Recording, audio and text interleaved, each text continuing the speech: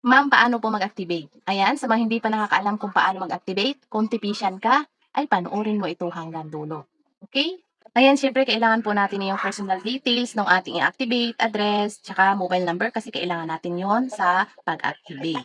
Ayan, kung mag-activate na tayo, pumunta lamang tayo sa ating right message at i-type natin yung ACT space, mobile number ng ating i-activate, full name ng ating i-activate na yung reseller, slash address at isend natin siya sa 8724. Example nito ay ganito, ayan. Tapos pagka-send po natin siya sa 8724, ay makaka-receive naman tayo ng confirmation kagaya nito. Ayan, ganyan.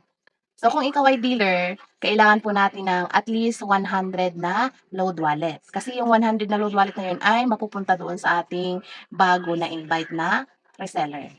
Kung ikaw naman ay retailer o reseller, kailangan mo ng at least 150 na load wallet. Bakit?